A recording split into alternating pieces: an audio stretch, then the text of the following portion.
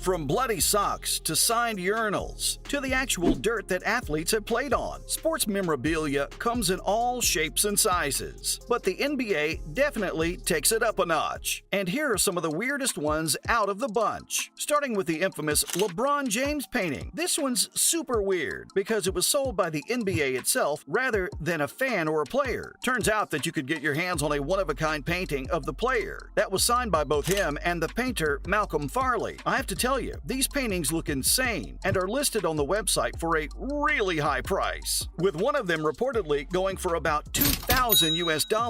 The very same painting was advertised as the best gift you could get your loved ones if they're a real fan of the player and his team. Not just that, but each painting had a specific hologram to let people know that it was authentic. Of course, there's always that one fan that needs every single thing even related to their favorite player or players. So this one actually sold.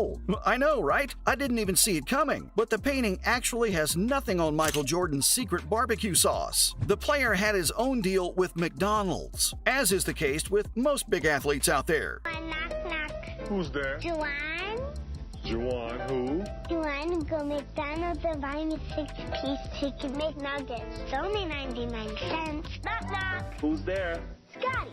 Scotty who? It's gotta be 9 McNuggets for me. The fast food chain even offered an entire meal that was named after the player. I mean, isn't that the dream? But the one thing that really stood out in the meal was the secret Jordan barbecue sauce that came along with it. The sauce itself was a big hit among both fans and avid enjoyers of the fast food chain, though it was only sold in 2 places. One of them, of course, being Chicago. But here's where things took a really weird turn. Turns out that one guy from North Dakota had stored one whole gallon of the sauce and put it up for sale in 2012. And if you didn't know, that's about 2 decades after the sauce was originally launched. I mean, I know that the food at McDonald's is known for lasting a really long time, no matter what you do to it. But there's no way that this sauce could have survived that long and still remained good to eat. But I guess the fans didn't care. The sauce sold for $10,000. And barbecue sauce sold on eBay for nearly $10,000. Barbecue sauce, I tell ya.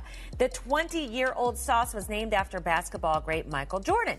And the owner says somebody from Chicago bought it, but he says they shouldn't be trying to use it after all expired in 1992. And that's not all. Things get really funny from here. After taking a look at the ingredients of the special sauce, you find out that it's basically the same barbecue sauce that McDonald's currently sells. It's really wild how just attaching the player's name next to their normal sauce lets them get away with so much. Not just that, but someone basically just sold normal barbecue sauce for $10,000. But the sauce doesn't even come close to this next one. I just can't forget about the Mark Jackson card. This one's pretty different from the rest of the list. Why's that? Well, to answer that, let's talk about the card a bit. While there have been a lot of cards out there that have been considered the most valuable of the bunch, there's no denying that card number 205 is the most valuable from the NBA Hoop series out there. Though at first, it was just considered your average card. But later on, specifically around the end of 2018, it started to gain a lot of traction. Why? Well, because you could see the front row seats in the card. Turns out that 2 of the people you could see very clearly in the picture were none other than the Mendez brothers. You heard that right, the infamous killers from the 1990s. How they managed to just sit around at such a huge basketball game is astonishing. But what's even more astonishing is the fact that this memorabilia gained a lot of importance and value and had nothing to do with the actual player. That's not to say that Jackson didn't have a good career or anything. In fact, he's arguably one of the best players in the sport's history, and there's no one out there that can deny that. Speaking of the best player in the game, Steph Curry's mouth guards were also up for grabs once. Curry is another incredible player that no one has been able to replace till this day. He's got some great long-range shots and a lot more going for him, but one of the things that he brings into almost every single game is his mouth guard. What's really weird about his mouth guard is that he's never wearing it like he's meant to. Instead, you're probably going to see it hanging out of his mouth or with him, just chewing on it. Definitely a habit. I got elbowed in college my junior year and kind of busted my lip open.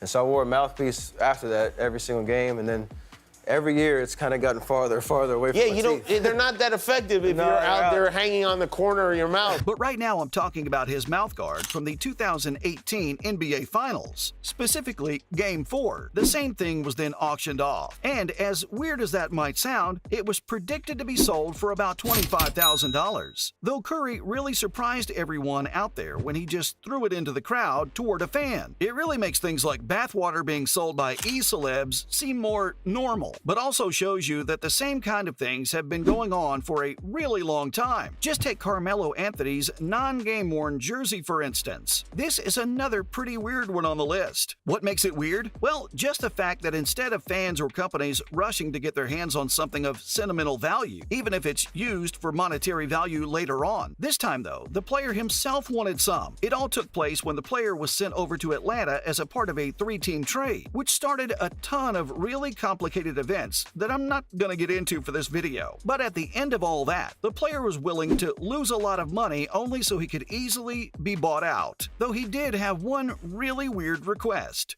Atlanta made good on that demand when they shipped Carmelo his official number 15 Hawks jersey, which they essentially paid him $25.5 million never to wear.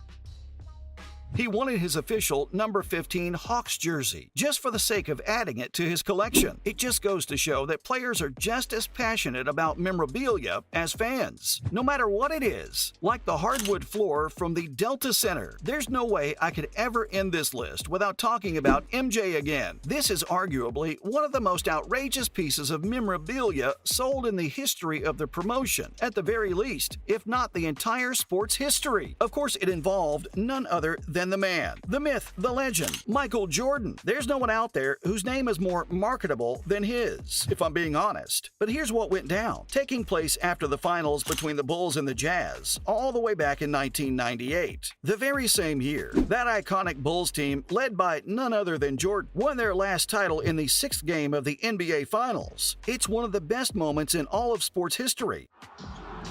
Jordan, open, Chicago with the lead. Timeout, Utah. 5.2 seconds left. So of course, it was going to spawn a lot of memorabilia, but something happened that no one expected. A whole year after the team won that iconic final, the trading card company Upper Deck straight up bought some of the wood from the court. The company just really wanted their hands on it and signed a check for $1 million. That's absolutely insane to even think of, especially since there's nothing special about the wood itself, other than the fact that Jordan played on it during his prime. What makes it even weirder is that the company never talked about what it even wanted to do with the wood. Was it just for the sake of it and getting some free marketing? Considering that it's a trading card company, it would know a thing or two about how the value of such thing goes even higher with time. So they might have been onto something. That's been a look into some of the weirdest NBA memorabilia ever sold.